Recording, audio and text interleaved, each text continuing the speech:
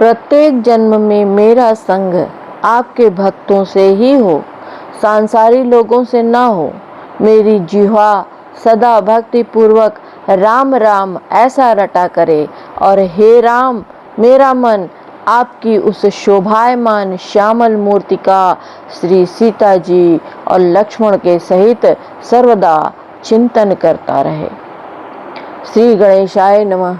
जय श्री हरि, जय सिया राम जी, जय श्री हनुमान जी। मैं शैलजा अपने चैनल पर आप सबका हार्दिक स्वागत करती हूँ। आशा करती हूँ आप सब स्वस्थ एवं प्रसन्न होंगे। श्री सीतारामाभ्याम नमः। अध्यात्म रामायण के किष्किंधा कांड के 6वें सर्ग की कथा है। कथा है सीता जी की खोज, वानरों का गुहा प्रवेश और स्वयं प्रभा चरित्र। जय श्री राम जी। हर हर महादेव। नमः पार्वती हर हर नाम महादेव।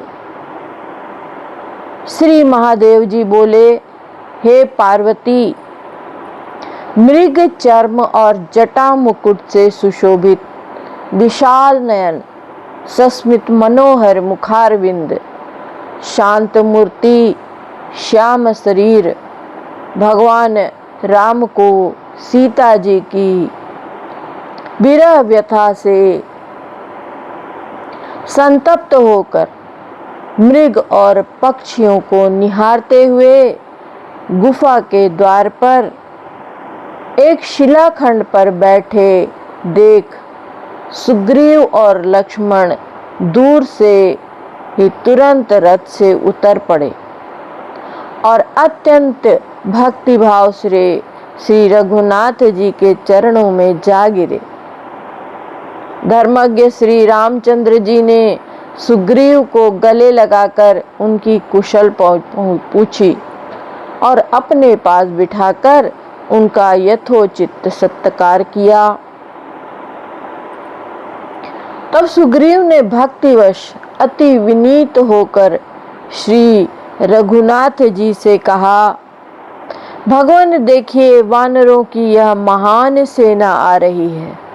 प्रभु, हिमालय आदि कुल पर्वतों पर उत्पन्न हुए सुमेरु और मंदराचल के समान डील डौल वाले भिन्न भिन्न द्वीप, नदी तट और पर्वतों के ऊपर रहने वाले तथा पर्वत के समान अगणित विशालकाय वानर आ रहे हैं। ये सभी देवताओं के अंश से उत्पन्न हुए हैं। ये इच्छानुसार रूप धारण कर सकते हैं और युद्ध करने में अति कुशल हैं। हे प्रभु, इनमें से किन्हीं में 1, किन्हीं में 10 और किन्हीं में 10,000 हाथियों का बल है तथा किन्हीं के बल का तो कोई परिमाण ही नहीं है। देखिए, कोई कज्जलगिरी के समान काले हैं, कोई स्वर्ण के समान सुनहरे हैं, किन्हीं का मुख रक्तवर्ण है और किन्हीं के शरीर पर बड़े बड़े बाल हैं। कोई शुद्ध स्फटिक मणि के समान दिखाई देते हैं और कोई राक्षस जैसे मालूम पड़ते हैं। ये वानर, सभी वानर युद्ध के लिए अति उतावले हैं, इसलिए गरजते हुए इधर उधर दौड़ रहे हैं। हे प्रभु, ये सब आपकी आज्ञा का पालन करने वाले और फल मूल आदि ही खाने वाले हैं। इनके निर्वाह के लिए आपको कोई चिंता नहीं करनी पड़ेगी। ये रीछों के अधिपति जामवान बड़े ही वीर और बुद्धिमान हैं। ये 1 करोड़ भालुओं के यूथपति हैं और मेरे मंत्रियों में अग्रगण्य हैं। अपने महान बल और पराक्रम के लिए सर्वत्र विख्यात ये परम तेजस्वी पवन पुत्र हनुमान जी हैं। ये बुद्धिमानों में श्रेष्ठ और मेरे प्रमुख मंत्री हैं। इनके अतिरिक्त हे राम जी नल नील गवय गवाक्ष गंधमादन शरभ मैंदव गज पनस बलिमुख दधिमुख सुषेण तार तथा हनुमान जी के पिता महाबली और परम धीर केसरी ये मेरे प्रधान युद्धपति हैं। सो मैंने आपको बता दिए ये सब बड़े महात्मा वीर और इंद्र के समान पराक्रमी हैं तथा इनमें से प्रत्येक करोड़ों वानरों के युद्ध का अधिपति है। ये सभी आपके आज्ञाकारी और देवताओं के अंश से उत्पन्न हुए हैं। ये वाली के पुत्र परम विख्यात श्रीमान अंगद जी हैं। ये भी वाली के समान ही बलवान और राक्षस दल का दलन करने वाले हैं। इस प्रकार ये सब तथा और भी बहुत से वानर वीर आपके लिए प्राण निछावर करने के लिए उद्युक्त हैं। ये पर्वत शिखर लेकर लड़ा करते हैं और शत्रुओं का नाश करने में बड़े ही कुशल हैं। हे रघुश्रेष्ठ, ये सब आपके अधीन है। आप इन्हें इच्छानुसार आज्ञा दीजिए। रामः सुग्रीव मालिंग हर्षपूर्णा सुलोचनः प्राह सुग्रीव जानासि सर्वतम कार्य गौरवम। तब श्री रामचंद्र जी ने नेत्रों में आनंद आश्रु भर के सुग्रीव को गले से लगा लिया और कहा, सुग्रीव, तुम मेरे कार्य की कठिनता के विषय में जानते ही हो। यदि तुम ठीक समझो तो इन्हें यथा योग्य जानकी जी के खोज के लिए नियुक्त कर दो। राम का यह वचन सुनकर वानर श्रेष्ठ सुग्रीव ने प्रसन्न होकर बहुत से बलवान वानरों को सीता जी की खोज के लिए भेजा। इस प्रकार तुरंत ही समस्त दिशाओं में अनेक वानरों को भेजकर दक्षिण दिशा में अधिक प्रयत्न के बाद महाबली युवराज अंगद, जामवान, हनुमान, नल, सुषेण, सरभ, मैंद और द्विद आदि को भेजा तथा उनसे इस प्रकार कहा, मेरी आज्ञा से तुम लोग बड़े प्रयत्न से शुभ लक्षणा जानकी जी की खोज करो और 1 मास के भीतर ही लौट आओ। यदि सीता जी को बिना देखे तुम्हें 1 मास से 1 दिन भी अधिक हो जाएगा तो हे वानरों, याद रखो, तुम्हें मेरे हाथ से प्रांत दंड भुगतना पड़ेगा। उन महापराक्रमी वानरों को इस प्रकार भेजकर सुग्रीव श्री रामचंद्र जी को प्रणाम कर उनके पास जा बैठे। उस समय पवन नंदन हनुमान को जाते देख श्री रघुनाथ जी ने कहा, हे कपिश्रेष्ठ, तुम मेरी यह अंगूठी ले जाओ। इस पर मेरे नामाक्षर गुदे हुए हैं। इसे अपने परिचय के लिए तुम एकांत में सीता जी को दे देना।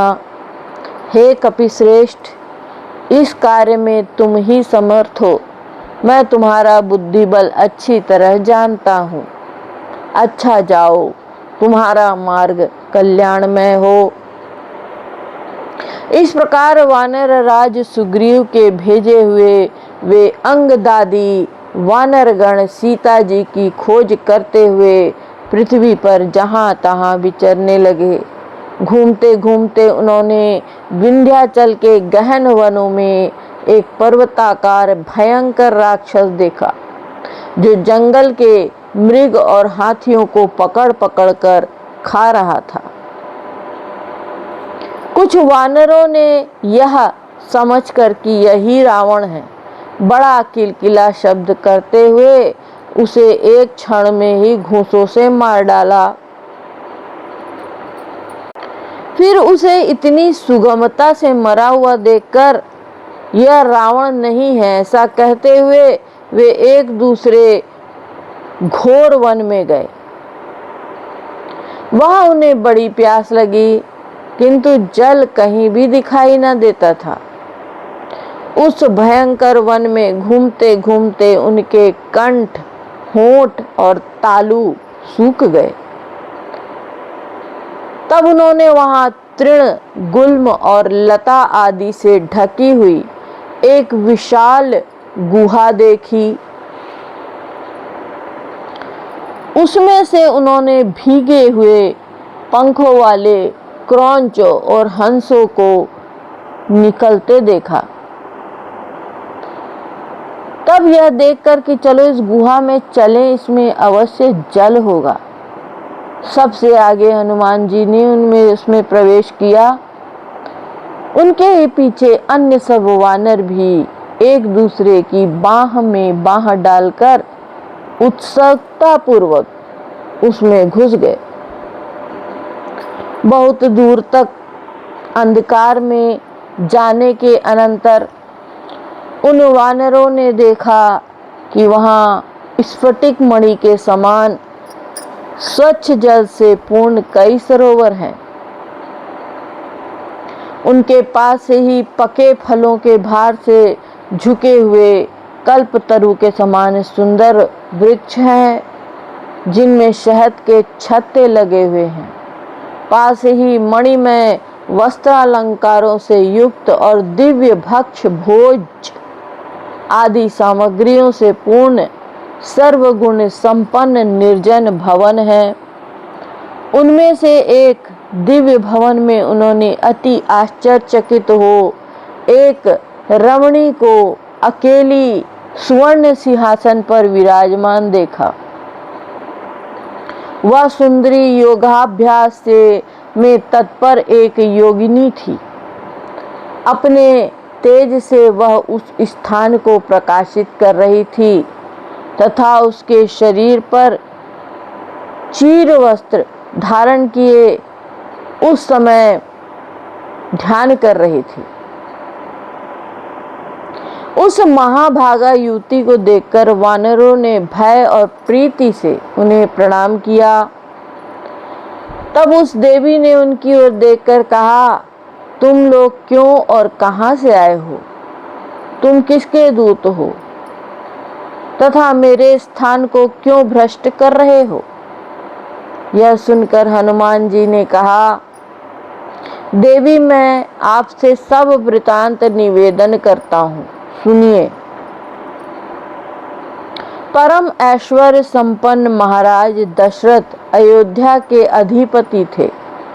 उनके महाभाग्यशाली ज्येष्ठ पुत्र राम नाम से विख्यात हैं।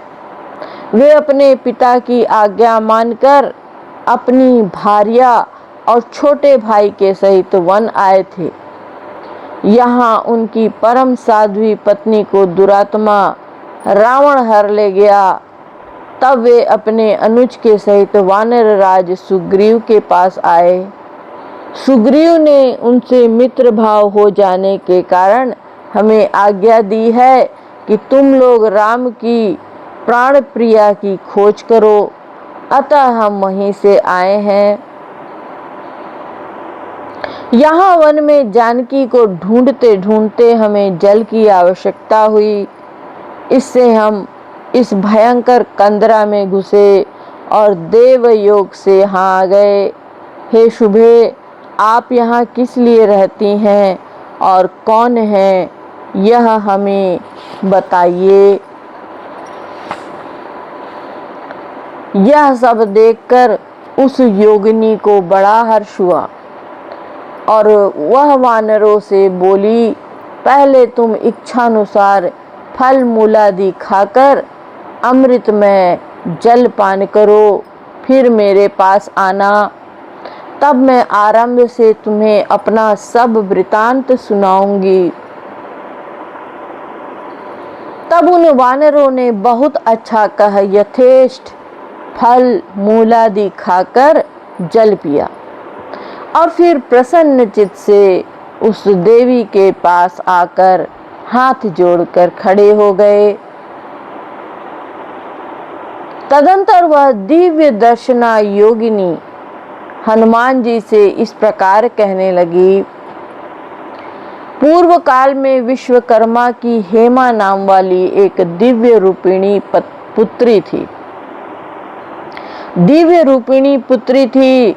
उस सुंदरी ने अपने नृत्य से श्री महादेव जी को प्रसन्न किया। प्रसन्न होने पर श्री शंकर ने उन्हें उसे यह विशाल और दिव्य नगर रहने के लिए दिया। यहाँ वह सुंदर दांतों वाली हजारों वर्ष रही। मैं उसकी सखी दिव्य नामक गंधर्व की पुत्री हूँ। मेरा नाम स्वयं प्रभा है। मुझे मोक्ष की इच्छा है, अतः मैं सर्वदा विष्णु भगवान की उपासना में तत्पर रहती हूँ। पूर्व काल में जब वह ब्रह्मलोक को जाने लगी, तब उसने मुझसे कहा, तू सब प्रकार के प्राणियों से रहित इस स्थान में ही रहकर तपस्या कर। त्रेता युग में साक्षात अव्यय नारायण राजा दशरथ के यहाँ जन्म लेकर पृथ्वी का भार उतारने के लिए वन में विचरेंगे। उनकी भार्या को ढूंढते हुए कुछ वानर तेरी गुहा में आएंगे। उनका भली प्रकार सत्कार कर तू रामचंद्र जी की उनके पास जाकर प्रयत्न पूर्वक वंदना और स्तुति करके भगवान विष्णु के नित्य धाम को चली जाएगी, जो योगियों को ही प्राप्त होने योग्य है। अतः अब मैं तुरंत ही भगवान राम का दर्शन करने के लिए जाना चाहती हूँ। तुम लोग अपनी अपनी आंखें मूंद लो, अभी गुहा के बाहर पहुंच जाओगे। उन्होंने ऐसा ही किया और तुरंत ही पहले वन में पहुंच गए। इधर वह योगिनी भी उस गुहा को छोड़कर तत्काल श्री रघुनाथ जी के पास आई और वहां सुग्रीव और लक्ष्मण जी के सहित उनका दर्शन किया। उस बुद्धिमती ने श्री राम जी की प्रदक्षिणा कर उन्हें बारंबार प्रणाम किया और फिर पुलकित तनु होकर गदगद वाणी से इस प्रकार बोली, हे राजाधिराज, मैं आपकी दासी आपके दर्शनों के लिए यहाँ आई हूँ। मैंने आपका दर्शन पाने के लिए ही गुहा में रहकर सहस्त्रों वर्षों से बड़ी कठोर तपस्या की है। आज मेरा वह तप सफल हो जाएगा। अहो, आज यह कैसा शुभ दिन है। मैं साक्षात मायातीत तथा समस्त भूतों में अलक्षित भाव से बाहर भीतर विराजमान आप परमेश्वर को प्रणाम कर रही हूँ। आप अपने शुद्ध स्वरूप को योग माया से आवृत कर शरीर में प्रकट हुए हैं, मनुष्य शरीर में प्रकट हुए हैं। अतः जिस प्रकार माइक रूप धारण करने वाले मायावी को साधारण पुरुष नहीं देख सकते, उसी प्रकार आपके शुद्ध स्वरूप को अज्ञानी लोग नहीं देख सकते। हे भगवान, आपने महान भगवत भक्तों के भक्ति योग का विधान करने के लिए ही अवतार लिया है। मैं तमोगणी बुद्धि वाली आपको कैसे जान सकती हूँ। हे रघुश्रेष्ठ, संसार में जो कोई आपका परम तत्व जानते हैं वे उसे भले ही जाना करें। मेरे हृदय भवन में तो सदा आपका यही रूप विराजमान रहे। हे राम, आज मुझे आपके उन मोक्षदायक चरण कमलों का दर्शन हुआ है, जो संसार रूपी सरिता से पार करने वाले और सन्मार्ग का ज्ञान कराने वाले हैं।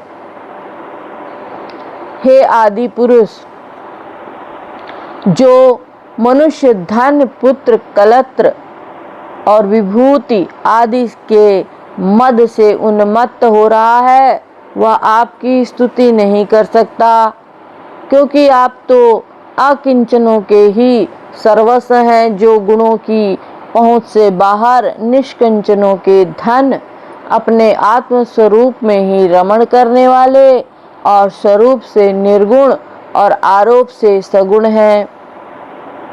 उन आपको मैं बारंबार प्रणाम करती हूँ।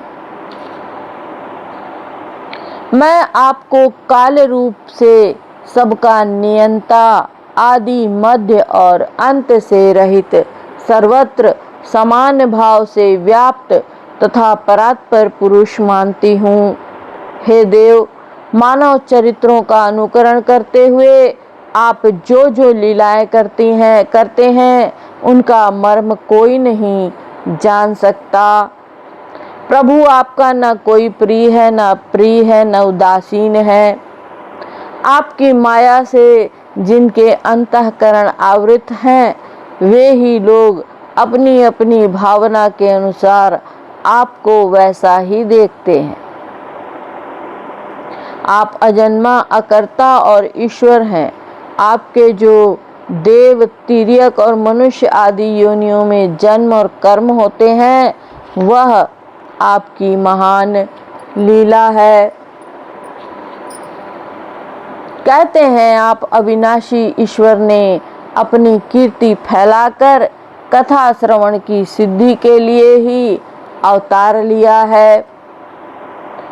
कोई यह भी कहते हैं कि कौशलाधिपति महाराज दशरथ को उनकी तपस्या का फल देने के लिए आपने जन्म लिया है।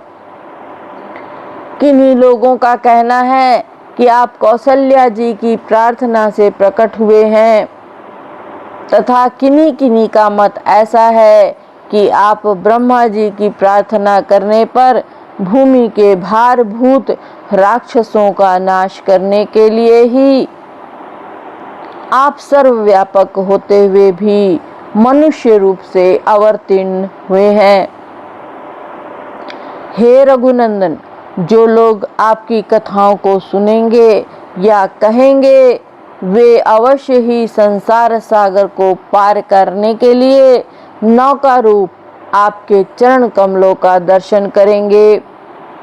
हे देव, मैं आपकी माया के गुणों के वशीभूत हूँ, फिर उन गुणों से अत्यंत पृथक और उनके आश्रय स्वरूप आपको मैं कैसे जान सकती हूँ।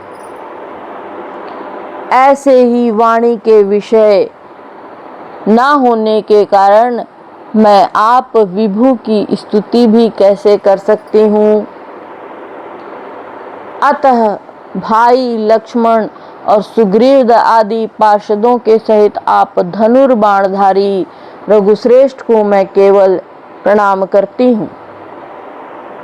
उसके इस प्रकार स्तुति करने से प्रणत पापाहारी श्री रघुनाथ जी अति प्रसन्न हुए और उस अनन्य भक्ता योगिनी से बोले, तेरी हार्दिक इच्छा क्या है। उसने अति भक्ति पूर्वक श्री रघुनाथ जी से कहा, हे भक्तवत्सल प्रभु, मैं जहाँ कहीं भी जन्म लूँ, आप मुझे अपनी अविचल भक्ति दीजिए। प्रत्येक जन्म में मेरा संग आपके भक्तों से ही हो, सांसारिक लोगों से ना हो, और मेरी जीवा सदा भक्ति पूर्वक राम राम ऐसा रटा करे। और हे राम, मेरा मन आपकी उस शोभायमान श्यामल मूर्ति का सीता जी और लक्ष्मण के सहित सर्वदा चिंतन करता रहे। जो मनुष्य जो धनुष बाण धारण किए हुए हैं तथा जो पीतांबरधारी मुकुट विभूषित एवं भुजबंद नुपुर मोतियों की माला कौस्तुभ मणि और कुंडलों से सुशोभित हैं, हे प्रभु, जिनके इसके सिवा मैं और कोई वर नहीं मांगती। श्री रामचंद्र जी बोले, हे महाभागे, ऐसा ही होगा। अब तू बद्रिकाश्रम को जा, वहाँ मेरा स्मरण करती हुई तू शीघ्र ही 5 भौतिक शरीर को छोड़कर मुझ परमात्मा को प्राप्त हो जाएगी। रघुनाथ जी के ये अमृत के समान मधुर वचन सुनकर स्वयं प्रभा उसी समय पुण्य क्षेत्र बद्रिकाश्रम को चली गई, जहाँ बहुत से बेरों के वृक्ष लगे हुए थे। वहाँ अपने अंतःकरण में श्री रघुनाथ जी को स्मरण करती हुई वह अंत में शरीरपात होने पर परम पद को प्राप्त हुई। जय सिया राम जी। श्री राम जी की यह कथा जो कोई भी सुनता है उसके सारे संकट हर लेते हैं, उसे कोई रोग कष्ट दुख कभी प्राप्त नहीं होता। श्री राम सबकी रक्षा करें। जय सिया राम जी।